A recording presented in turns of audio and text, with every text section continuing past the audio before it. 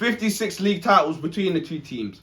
49 cups combined. It's the third in the Premier League versus second in the Premier League. Liverpool versus Benfica. The return of... Benfica qualified from the group of death. They had the likes of Bayern Munich, Barcelona and Dynamo Kiev in their group. They finished second and they put Barca in a pack. He's dead. 3-0, and obviously in the, when they went to Nou Camp they drew 0-0.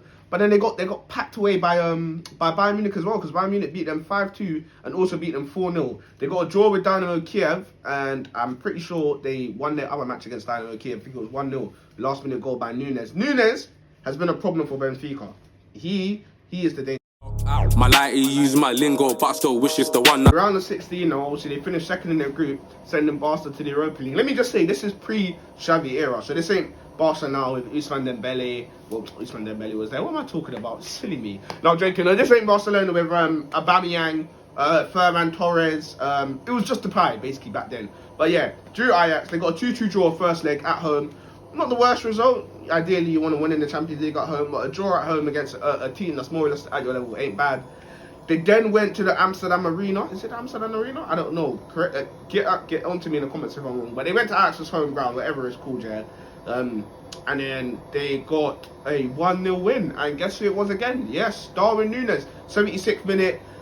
Bruv, Ajax were peppering them the whole game, but Benfica got this thing where you can pepper them. If they get a set piece, bro, they will take their chance. And they did do that still. And it was 1-0 to them. And yep, guess who they got in the next round?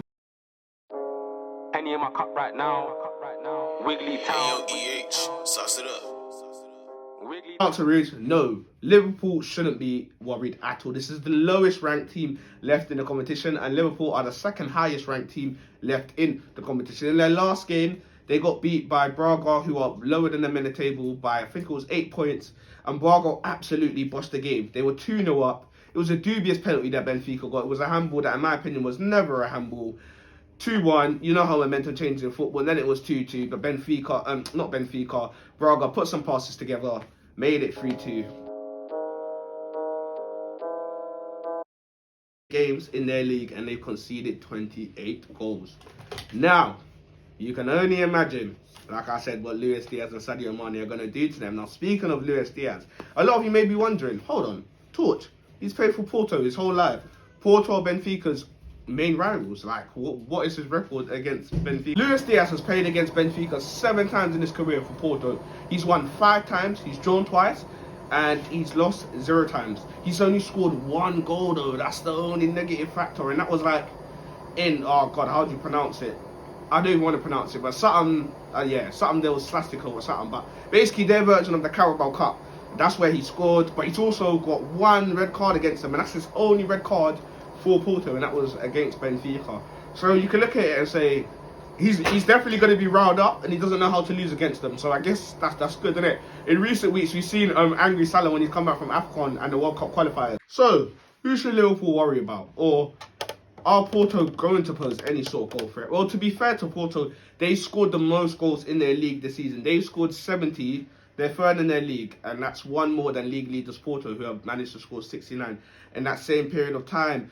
Darwin Nunez, his form this season has been absolutely incredible, and depending on who you believe, Liverpool have interested in him. Obviously, we all know rumours are rumours, isn't it? Whether or not they're concrete interest, you never know until the player signed with Liverpool, because Luis Diaz, 1 minute it's a summer, next minute, oh wait, Tottenham went for him, he signed. Fabinho, oh, Champions League final, we lose, next day signed. Do you know what I mean? So you don't know with him, but he's got 28 goal involvements, so that's I think it's 24 goals. And 24 goals and 4 assists, and 4 of them goals are in the Champions League. 4 goals in 8 games, so 1 in every 2. That's what a good striker should be getting. So, yeah, man, Porto and Benfica, sorry, they do score goals. They do score goals. Where we qualified, beating the likes of Atletico Madrid, AC Milan, Porto, all over 2 games without drawing a single match.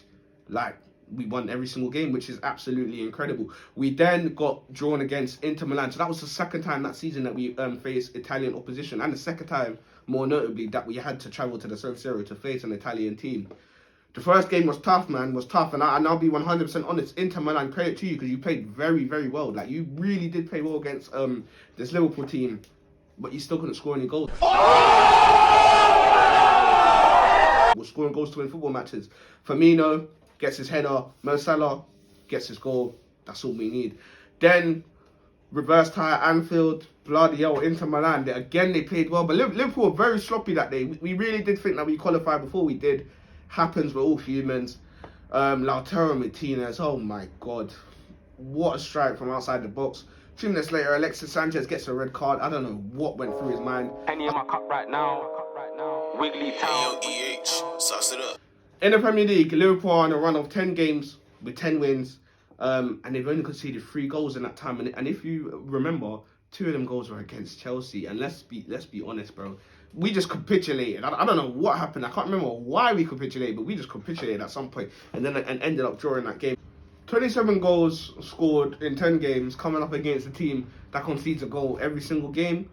Liverpool should have a field day against this Benfica backline. Like, you got the likes of Yang Vertonghen and Otamendi still playing in there. Come on, man. These guys were past Premier level like 2-3 years ago. We should absolutely destroy them. Liverpool play their normal 4-3-3 formation. It is very, very, very rare that Jurgen Klopp ever switches from that formation. I feel like the back line's going to be Trent Alexander-Arnold. Alisson in goal. Trent Alexander-Arnold. Virgil van Dijk. I think Konate will.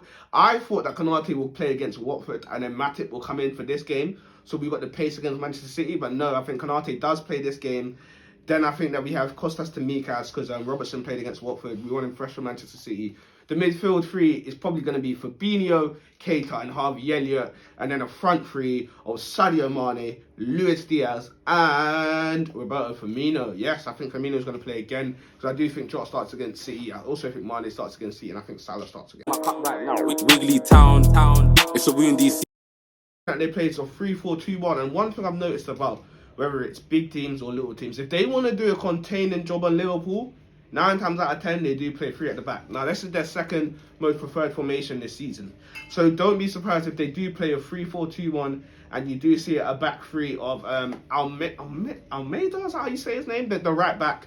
That's who they play on the right side of centre back. They play Jan Vertonghen in the middle and then they play Otamendi on the left side at centre back. He's already got a red card against Luis Diaz before. But he tried to make it out like he was shoulder barging him, but he elbowed him straight in the face. So that's one to look. Wiggly Town. It's a windy season. Either you're in or out. My lighty use my lingo, but I still wish. I'm going to go for a 4-0 win to Liverpool at Benfica. I don't see anything else. This is a team that concedes goals. Yes, they do score a few, but when they come against the bigger teams, they have a tendency to park the bus.